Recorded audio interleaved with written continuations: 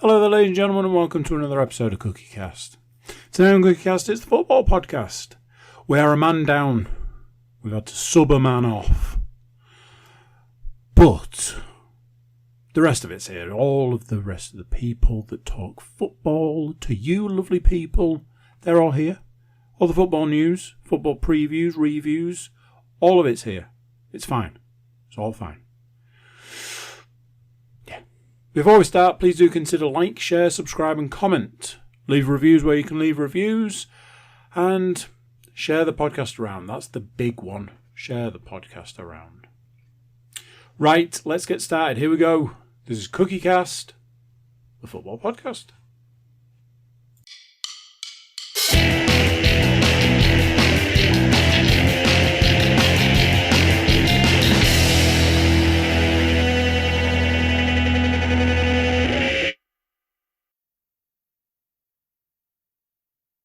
Yes, indeed. The recording is in progress. And welcome back, ladies and gentlemen, boys and girls. It's your weekly CookieCast Podcast Network football nonsense update. Brought to you by the three of us. Sadly, Mr. Matthew Moore, conspicuous by his absence tonight. He will be back next week, however. But he has, forward flash, sent me some predictions in for this week's game. So, pre-season prediction show in the can. We predicted the first games for our respective teams last week. Obviously, Matt didn't do that because Forest didn't start until this week. But before we get into the predictions from week one, there's been a little bit of ins and outs at our respective sides. I'll let Stu dive in first for the full news, as that sounds like it's going to take a little bit longer than my Borough news and potentially any Forest news. So I'll let Stu dive in right now. Okay, finally, we've had more incomings than outgoings. It's starting to happen, ladies and gentlemen. The team. It's happening. It's happening. Well, it's almost like the season is just about to start. Oh no, wait a minute! It's already started, and we've now got 3/4 of a team. So for all of those Hull fans like myself that have been clamouring for a new goalkeeper with a little bit of pedigree, Hull signed Swiss. Hull signed Swiss goalkeeper Anthony Rachopi. I am alleged to a bit of it's a weird spelling, but Rachopi is apparently the pronunciation. He's a 25-year-old goalkeeper. He was playing. I was going to say he was playing with young boys last season, but that's the club that he came from. A little bit of Champions League experience last season against Manchester City. Signed on a 3-year deal with an added year as an option for an undisclosed fee. We'll get to that goalkeeper later. So we've also signed a young defender on loan from Manchester City by the name of Finlay Burns. He'll probably, well, not probably, he's going to be doing his best to replace Greaves going out. Interestingly, signed him as a centre-back. Definitely played him in midfield in the Cup for a little bit at least. And the third one, which is probably one that Mr. Cook will prick his ears up for, we've signed a forward, an actual forward. So Liam Miller is a Canadian international. He arrived with us from FC Basel. He's a 24-year-old left-sided attacking midfield / forward player. But yeah, he's been on loan in the Championship previously. He's had a spell at Swansea and a couple of other English clubs, I believe. But he's arrived on a permanent for us. So again, we'll get to how he fared shortly. So that's the 3 incomings that have been confirmed. 3 more, however, are in the offing, as they were all at the game against Sheffield Wednesday. Again, not to foreshadow too much, but probably been delighted by about 85 minutes of that game that they've definitely made the right decision. So apparently, we're expected to sign Mason Burstow, who's a young striker from Chelsea. Obviously, they've got them to burn at the moment, so we're okay there. I think it's Charlie Hughes from Wigan had passed his medical before the game yesterday, so that's looking pretty much done. And then the interesting one of the group, Oscar Zambrano, a 21-year-old Ecuadorian midfielder, set to sign for the club, but only if he doesn't get done for a drugs test from some cup tournament in with his previous club. It's real ropey, that one, real ropey. The owner has already said that they believe him and will back him. But he also said that if the worst should happen, the club will be okay. So I can only surmise from that they're currently working on some sort of clause as to if it turns out he has been a naughty boy, then he will be swiftly ejected. But yeah, those are yet to be confirmed, those final three. So going out of the door is our left back cover. So Brandon Fleming has gone on a season-long loan to Doncaster Rovers, so he's gone back to link up with Billy Sharp. But yeah, that has been the business since last week's podcast. Very, very nice. Don't like the sound of that left back cover going, because that means that Ryan Giles almost certainly won't be rejoining Middlesbrough, as was rumoured earlier on in the window. That seems to have been fully shot down now by a combination of various people from the Hull side of things. So shame, as I felt like he did some of his best work in a Middlesbrough shirt, but sadly, no reunion for Mr. Giles at the Riverside.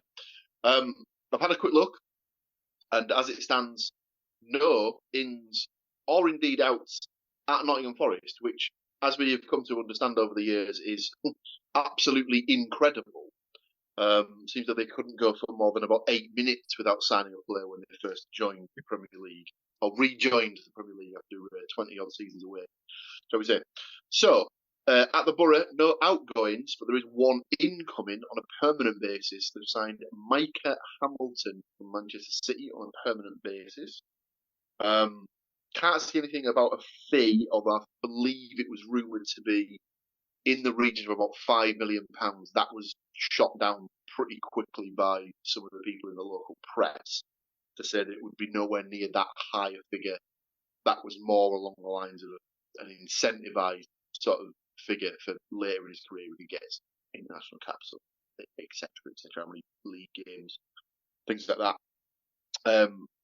The one thing they have put in is a buyback clause, which seems to be quite the done thing for when Man City send their young players out. I don't think it said how much the buyback clause is, but from reading the reports in the local press, it sounded like it would be a tidy profit from Borough if he was to re-sign for City. Sorry. He's a guy who can play anywhere across the front line, so across either of the wings or centrally through the middle or in behind the striker. Hasn't played in the Premier League, but he has had some game time in the Champions League. He made his debut away at Red Star Belgrade and actually got on the score sheet, which sounded like a fairly decent strike.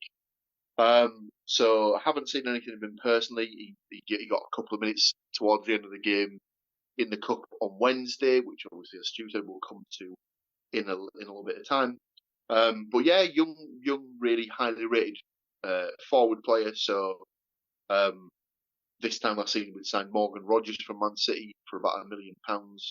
And within 6 months, he was sold on for 10 times that figure to Aston Villa. So if we get a similar thing with Micah Hamilton, happy days. It'll swell the coffers somewhat and allow him to reinvest in the first team squad. That's the incomings and outgoings for our team. So if everyone's ready, we'll dive straight in to week one's predictions.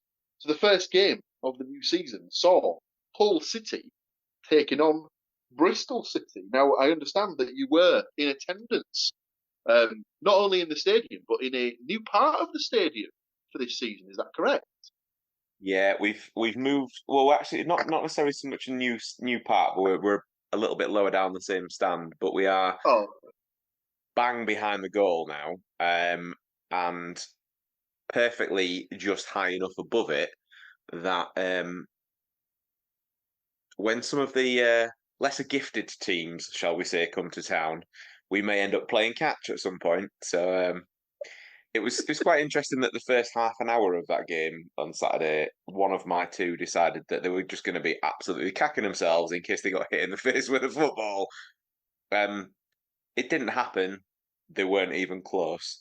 So yeah, it was. I'm sure at some point it'll happen across the season, but we'll no doubt we'll make a report on that after the concussion has been dealt with, obviously. But yeah, it's a decent view, and we got a good view of Pandor, the Croatian goalkeeper, finally making his league debut.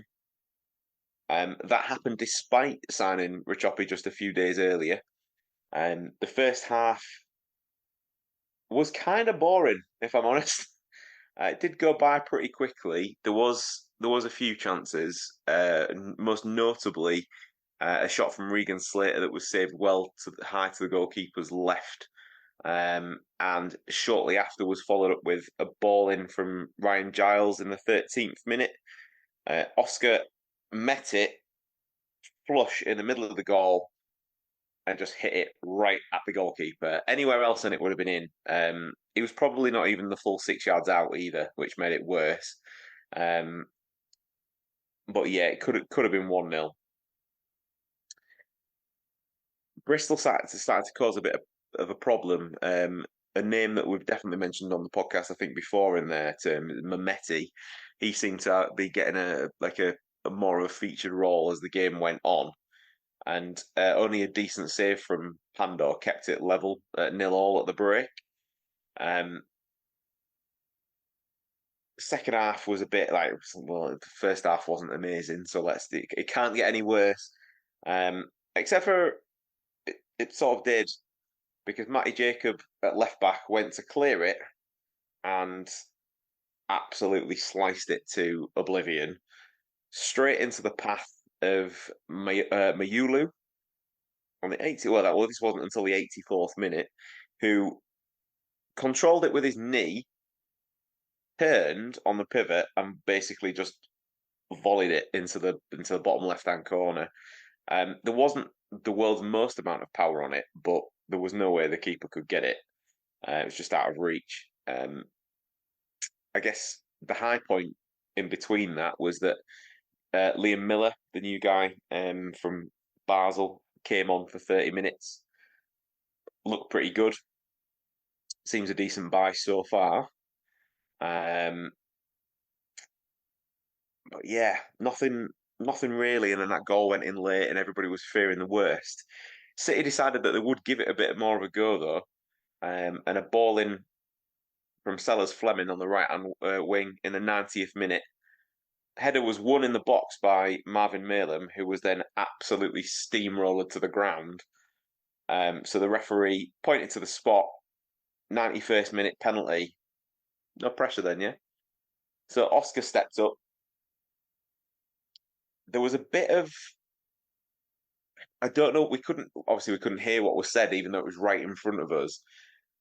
But there was something going on between him and the keeper, right from the off.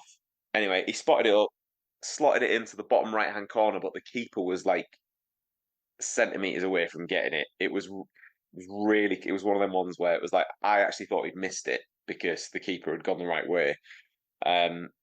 Nonetheless, he goes to the corner flag, has a bit of a celebration. The final few minutes of the game petered out, so it finished 1-1. As soon as the final whistle went, Oscar was straight back to their goalkeeper, and it started with again. But the referee was near enough so that nothing happened in the end. But I fear that probably he could have been at least booked had the referee not been quite so sharp. So yeah, interesting end to the game. Point on the board to start with a bit of a makeshift team for now. I think that will probably do. Yeah, I was going to say you can't ever complain if you're getting what is arguably a positive result, I suppose. Not losing the opening game of the season is always a positive, I would say. From looking at the highlights, at first I thought it was a bit of a soft penalty, and then I saw it again. I was like, "Oh my god, he's almost killed him." when he went with the challenge. But it was one of those ones as well where more often than not, more than that, it just looked dangerous. It was like he didn't even look to get the ball. He just looked to just absolutely wipe out the guy who was in the air. So there was very a point. Very bad. It almost happened in slow motion because like the ball came in and because it was right in front of us, you could see that Malin had kind of had a look over his shoulder. He'd spotted that the defender was going to have to make up ground on him, and he timed like his little run and jump and header. Like the header was going nowhere; it was going potentially even out for a throw in.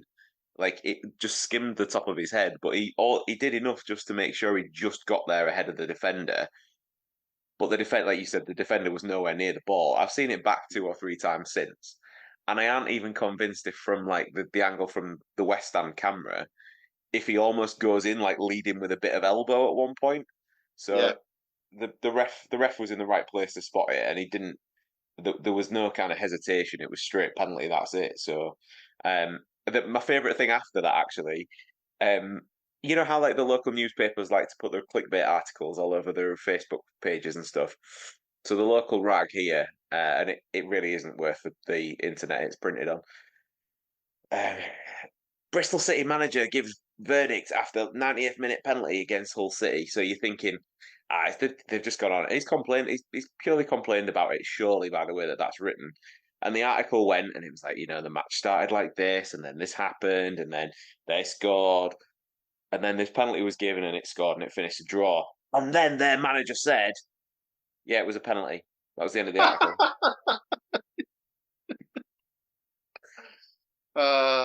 Well, journalism at its finest.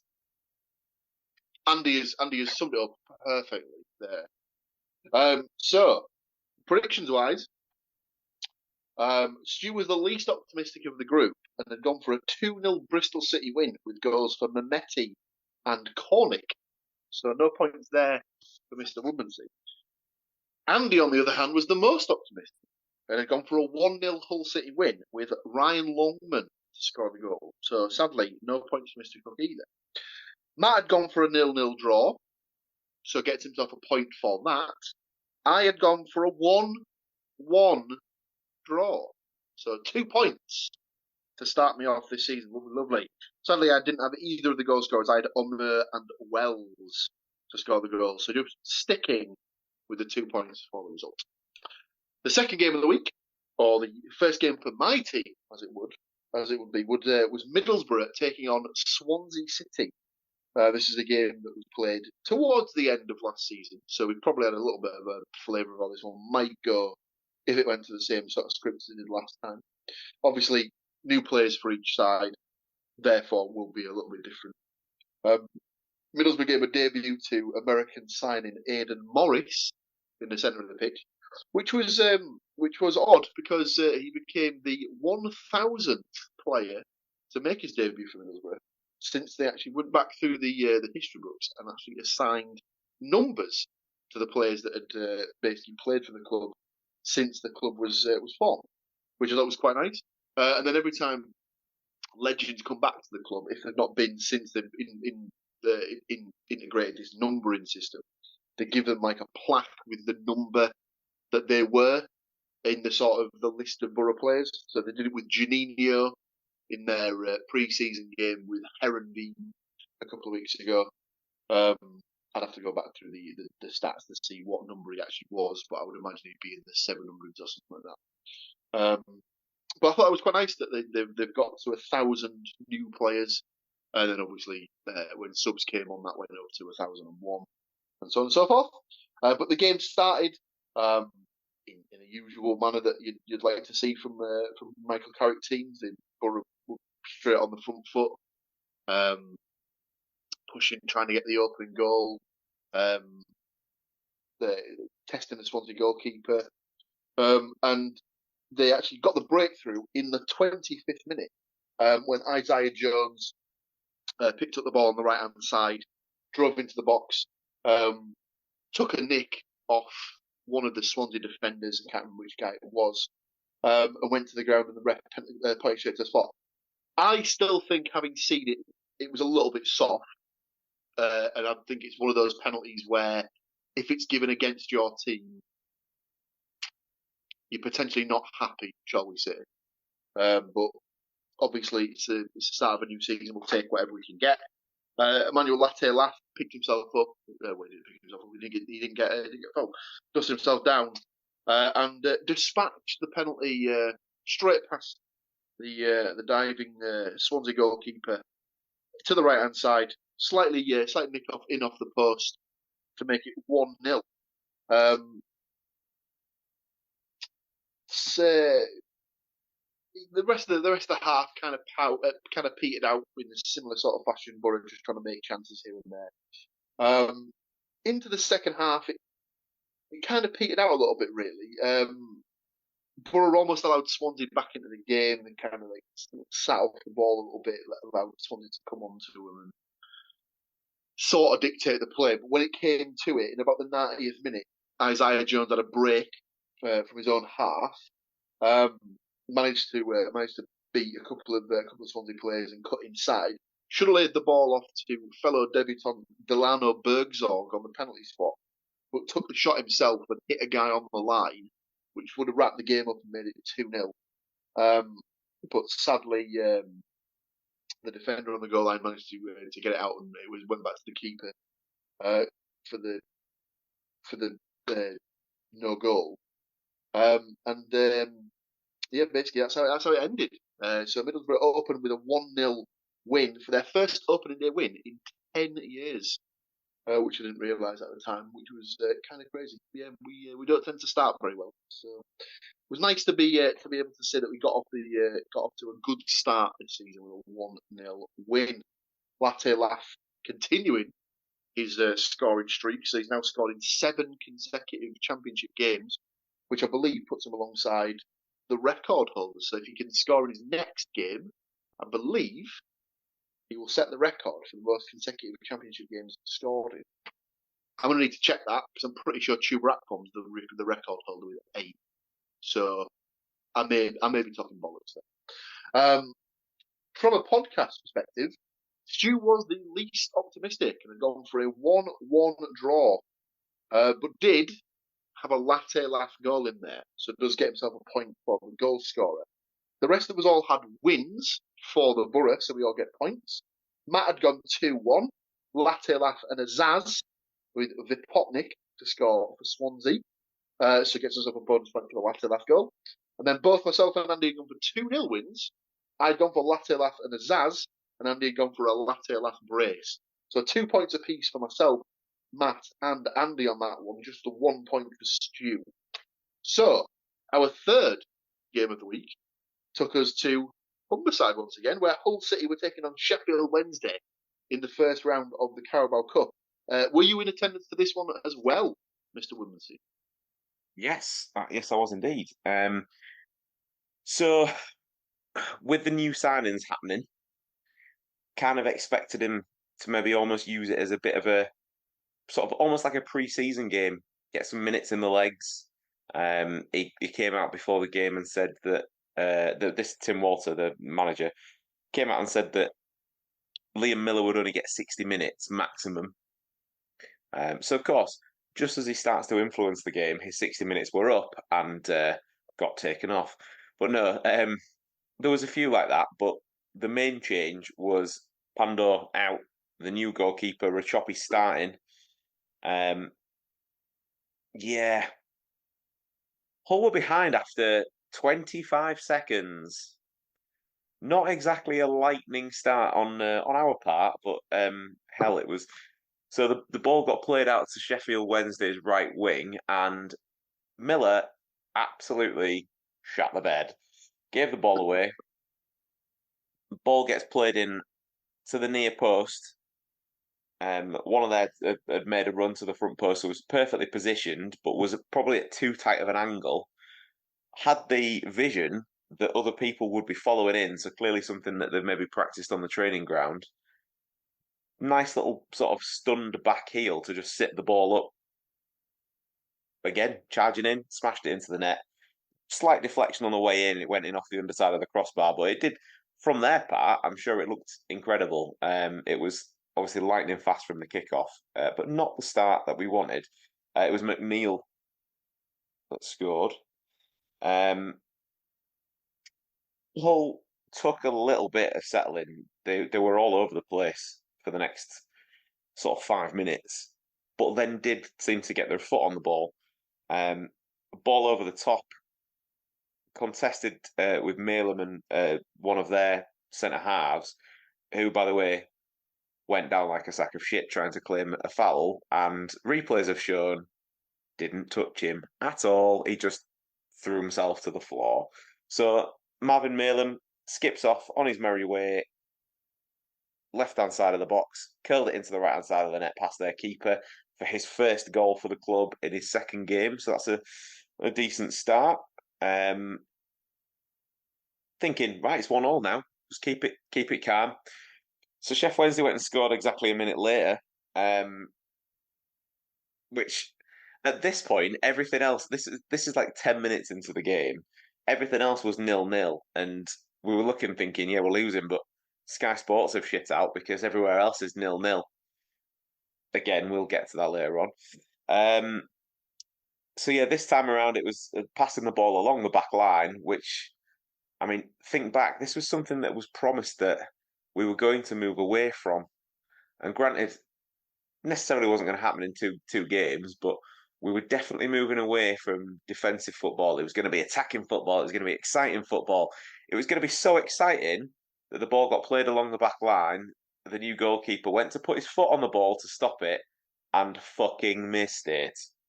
The ball trickled past him. MacNeil even had time to thank him, I think, on his way past, and more or less just walked it into the net to make it 2-1 just a minute after the equaliser. Second half, not great, if I'm honest. A lot of changes for both teams kind of disrupted the flow of the entire game, if there was one to begin with. And again, Miller came off, apart from his mess up in the first minute, he did all right. Malem had a good game. A couple of others. Will Jarvis, who got recalled from his spell in Ireland, played against Bristol and got brought on as a sub. He started this game. Definitely looked better as a substitute than he did playing from the start, I have to say. But again, I suppose he's got time to grow into it. Yeah, second half was, it was just a bit flat because of all the changes, like I said. But then, there was no real huge saves. Richoppy had made one actually just before half time to kind of redeem himself a little bit for the mess up. But it really took until injury time again for Hull to decide that they were going to have a go. The last action of the game saw the ball played down the right wing, ball in, defender headed it behind for a corner. And even though Sheff Wednesday decided to waste lots of time, got told numerous times, didn't get booked for any of this. The referee wouldn't let Hull take the corner. It was full time, and that used to never be a thing. It used to be that the corner was taken and that would be it. But the manager, by the way, wasn't shy in telling the referee how he felt about some of the decisions, particularly some of the challenges in the second half as well. As he walked onto the pitch to shake the man's hand, clearly said something to him to the chagrin of the referee, and was greeted with a yellow card for his troubles after the final whistle. So yeah, not great. Out of the cup, but do we really need extra games with not much of a squad at the moment? Probably not. It's that sort of like scenario. It is basically, let's be honest. Neither of our sides are going to win the cup this season. So would you not? You did all right in it last year. Well, yeah, fair enough. Granted, we got to the semi-final, but semi-finalists aren't winners, are they? They're just the third or fourth best team in the competition that particular season. So I'd rather be the 91st best team in the competition that particular season and have the extra games back where my players aren't absolutely knackered. So,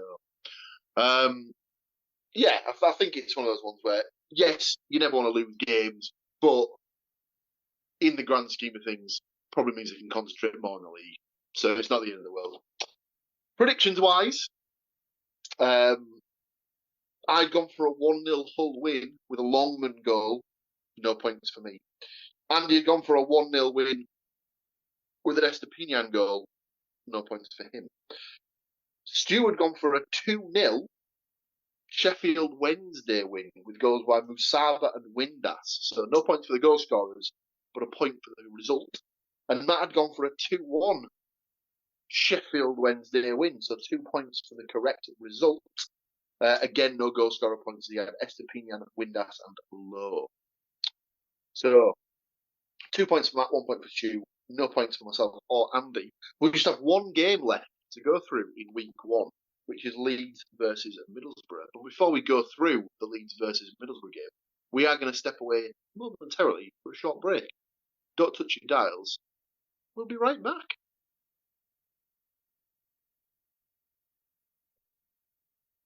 And just like that, it starts again. So, before the break, we said we just had the one game to go through, and it was Leeds versus Middlesbrough, first round of the Carabao Cup.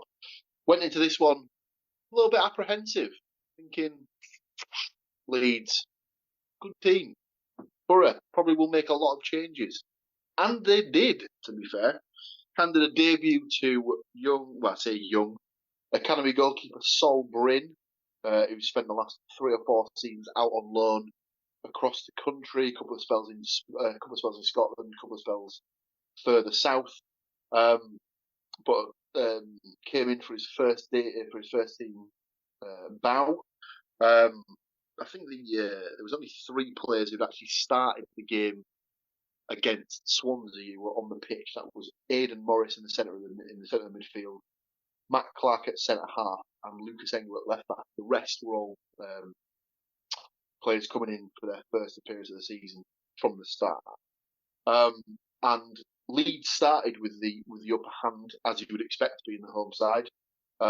Junior Firpo managed to get into the box down the left hand side and force Bryn to close him down from the angle to make a nice smart save, get him started off.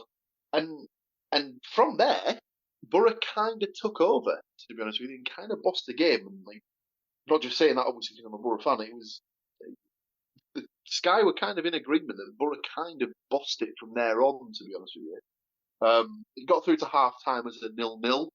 And then after the start of the second half, Borough kind of went into a bit of overdrive. They took the lead. Let me just double check the minutes of the goals. They took the lead on the 50th minute when Anthony Dykesdale, playing out on the right back for the evening, carried the ball down the right-hand side. He picked up the ball from Johnny Howson. Carried it on the right side, cut in onto his left foot on the edge of the box, and absolutely buried the strike in the bottom corner past the Leeds goalkeeper, Carl Darlow. Funnily enough, that was his first goal for the club in 5 seasons. And more importantly, it was his second goal ever in his career. And the way that he took it, you would think it was a strike of a seasoned forward player, because, like I say, he got it out of his feet well, and to say that he finished it with his wrong foot would be a bit of an understatement. Not to take away from his goal, Paul, but that's probably only about the 3rd time that Darlow's played since he decided to go and money grab and sit on the bench at Leeds. Well, they covered actually on the Sky Sports coverage that, it might have been on the radio actually. They said, well, let's not forget, this is Carl Darlow could have been playing for Middlesbrough tonight, as he was, there was a chance that he could have joined either Middlesbrough or Hull last summer when he opted to join Leeds. So yeah, like you said, bollocks to him for taking the cash and getting splinters for the best part of 18 months. 1 became 2 on the hour mark when the summer signing Delano Bergzorg got his first goal of the season. For people viewing the podcast, you may have noticed that Andy did a little wry smile when I mentioned that Delano Bergzorg scored, as on the pre-season predictions show, I believe he said that the name Bergzorg needs to be mentioned as many times as possible on the podcast this season. So that is obviously the first mention of Mr. Bergzorg. There was a lovely Leeds on the attack. The ball broke on the edge of the box to Josh Coburn, who played a lovely little ball with the outside of the foot around the corner, so to speak, and Bergzorg was just clear in, raced away, managed to stick Joe Road on his arse, cut inside, and then, well, he didn't put it on his arse, to be fair, and then watched. It was quite clever, actually, because if you watch it back, he almost sees the goalkeeper go to his left-hand side, so he knows that he needs to put the ball back the opposite way. Takes a little deflection off Rodon's leg, which maybe takes it out of the reach of Darlow, but made it 2-0. Leeds then panicked on the 63rd minute and didn't make one substitution, nor 2, 3, or 4. They made 5 substitutions in one swoop, which was... I don't think I've ever seen that happen before in my life. I've seen teams make 4 substitutions when the new rules came in that you can do 5. I've never seen someone take a chance to do all 5 at once, which was impressive because as they were making all 5, Darlow was down with what looked like a slightly broken nose. So that was impressive because obviously if they had to, they wouldn't have been able to change him because they'd have made all 5 subs. They might have got away with that one because obviously, with it being a head injury, you might have been able to argue that it could have been a concussion. So they might have been able to get around it with the concussion sub. But thought it was odd that they made all 5 subs when the keeper was down getting his nose attended to. But yeah, Leeds made 5 subs on the 63rd minute. And it had a massive effect. With Borough scoring the 3rd on the 67th minute. Another ball where Borough had it on the right-hand side. Isaiah Jones put a little ball into Alex Gilbert on the right-hand side, who played a lovely little reverse pass into his path on the edge of the box. He carried the ball a little bit further in, had a shot, which was blocked partially by Ethan Ampadu, and the ball just managed to sit up nicely for Josh Coburn to sweep over about 6 yards out. In all fairness, Borough could have scored a couple more. At this point, Leeds were never really in the game. Looked very, very poor, very off the pace. Was sending texts back and forth with one of my mates who was a Leeds fan. He was not happy, to say the least. The game petered out to a 3-0 Middlesbrough win. Middlesbrough's first win at Leeds since a 1-0 win in August of 2011. So 13 years worth of trips to Welland Road with no success for the Borough. Wiped out in one night. I was at that game. 3 sendings off. And a Marvin Emnes absolute thunderbolt into the top corner. What a game. So, predictions-wise, myself, Stu and Matt all had no faith whatsoever in the Borough, and we'd all gone for various different degrees of Leeds win. Stu had gone for a 1-0 with Perot to score. No points there for Mr. Woodmansey, sadly. Matt had gone 2-1. Bamford and Perot and Jones to get the consolation for the Borough. No points there for Mr. Moore. I'd gone for 2-1 as well to Leeds. I'd gone James and Bamford to score for Leeds. But I did have Bergzorg to notch his first for the Borough. So I do get myself a bonus point for the Bergzorg strike there. Andy, however, when he made his prediction last week of 5-0 Borough, and we all thought, what a crazy bastard. Literally could have had his prediction spot on at one point, as Leeds looked terrible, like I said. So he'd gone 5-0, Latte Lath with 2, Isaiah Jones with 2, and a Bergzorg strike. Latte Lath didn't start the game, so it was unlikely to play. Sorry, Isaiah Jones also played from the weekend, so he was another one. So there must have been 4 at the start of the game. Points-wise, so 2 points for Andy, a point for me, no points for Stuart and Matt. So for the week, that meant that Stu ended with 2 points from the first 4 games, Andy with 4 points from the first 4 games, but myself and Mr. Moore share the win this week or going to draw, as it were. 5 points apiece. Week 2 brings with it 3 more games and the first game of the season for Nottingham Forest. So we will get into that prediction next. But first, the first game of the weekend, 12:30 kickoff on Saturday on the brand new minted Sky Sports Plus channel, sees Derby County taking on my boys Middlesbrough. Obviously, it's my boys, so I will go last. Stu, what have you got down for the Derby versus Middlesbrough game as your prediction? I have gone for Derby 1, Middlesbrough 3. Ooh, big win.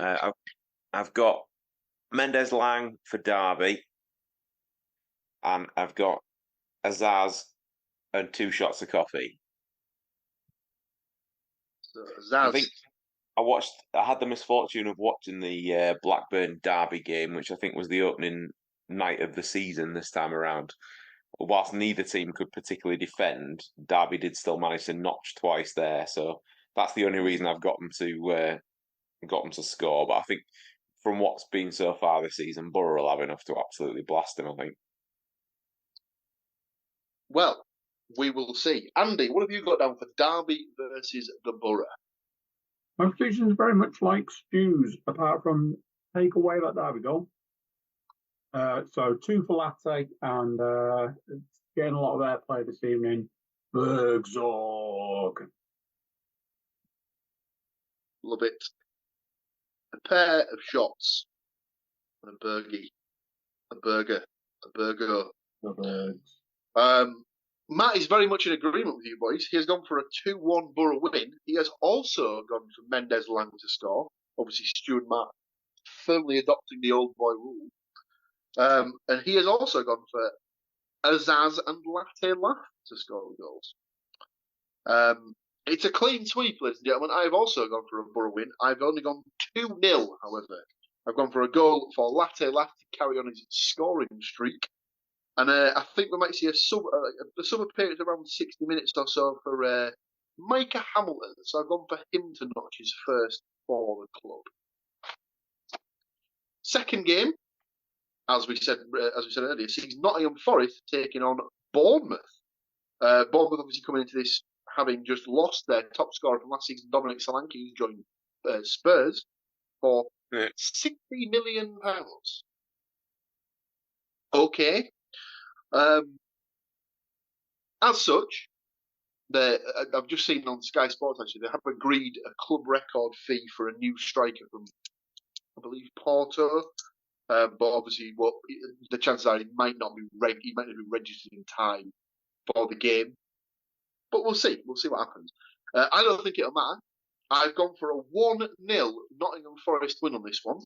I've gone for Hudson Odoi to score the goal. Andy, what have you got for Forest Bournemouth? Again, very similar. However, I think Forest are going to do even better. We're going to take 2-0 home with them. I've also got Hudson Odoi, but let's face it, we're predicting Forest, so we've got to get the wood. He's got his first wood of the season. Stu? Well, you can write that goal scorer's name down one more time. Wood? No. Sorry, I missed out on that. I meant Hudson Odoi. That's my mistake. Oh. I've very much missed out on Wood this week. I've gone for a 1-1 draw with Hudson Odoi for Forest and Billing for Bournemouth. Philly Bills? Good old Philly Bills. It's a clean sweep, ladies and gentlemen, for Hudson Odoi picks, as Matt has gone for a 2-2 draw. He's got double barrels all over the place, as he's got Hudson Odoi and Gibbs White to notch. But his 2 goal scorers for Bournemouth are Christie and Unal.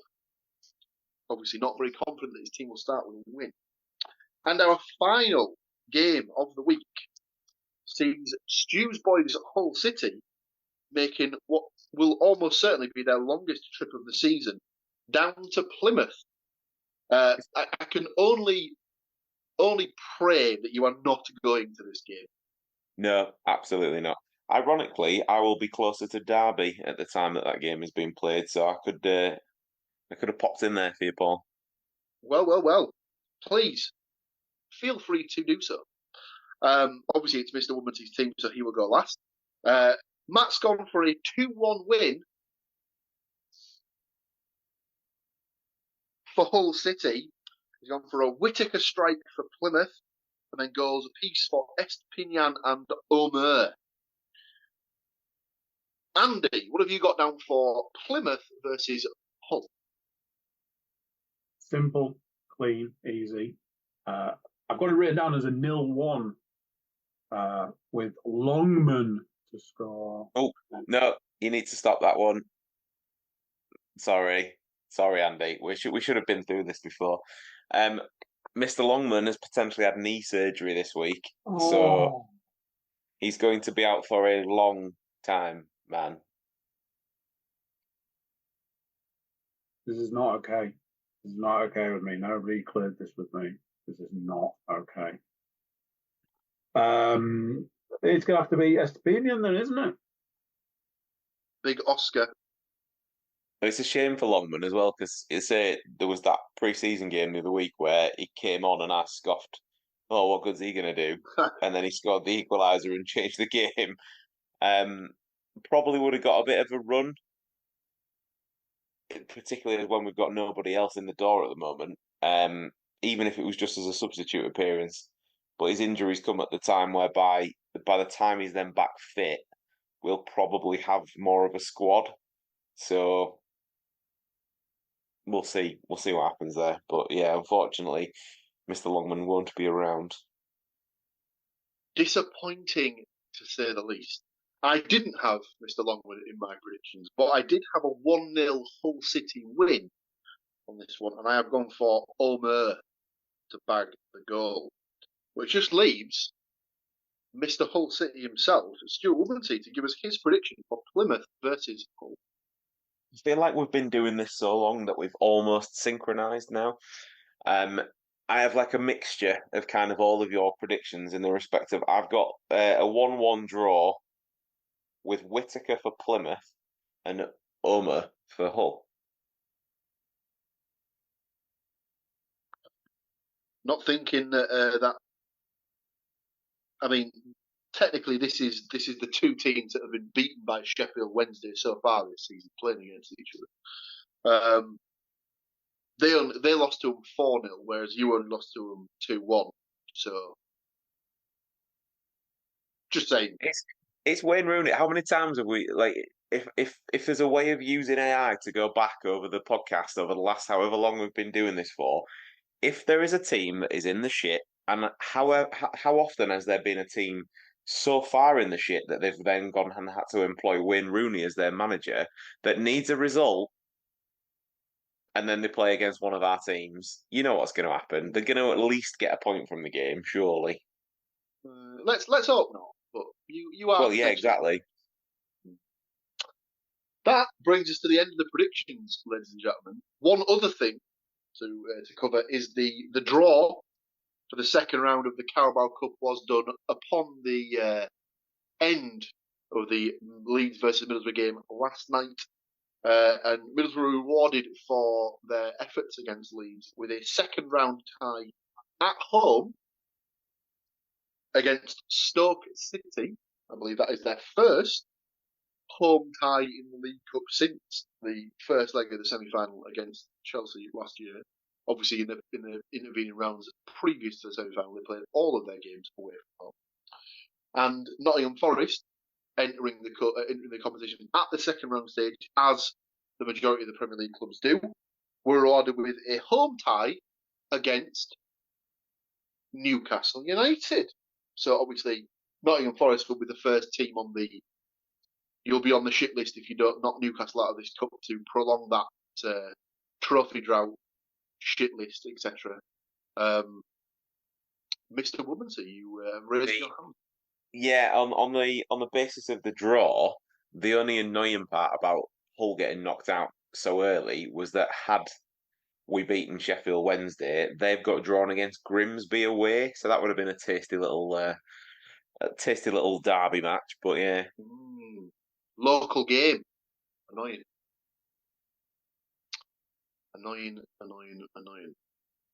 So, there you have it, ladies and gentlemen. That's another week done and dusted in the books.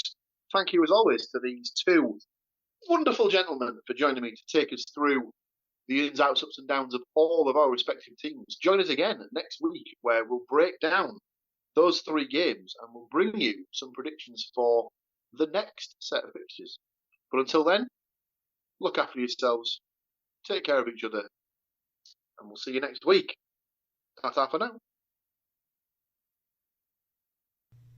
So there we go. What do you think to that? Another one done. Obviously, sad to see that Matt was unable to attend, but I don't know if you noticed, but still managed to win the week even though he wasn't there. Again. Suspicious. Find out if Matt wins next week's predictions by coming back next week. The way that you'll be able to do that is by clicking like, share, subscribe, comment, and that way you know when the next episode's available. Also check out the website, thecookiecast.com. That way you can get in touch with us if you need to. We've got social media links, we've got email buttons, a multitude of different ways to get in touch. So do that as well. That is it for this one. Until next time, I'm going to say bye, and I'll see you then. Thank you for listening to these grumpy old men talk about football. If you've enjoyed this episode, please like, share and subscribe.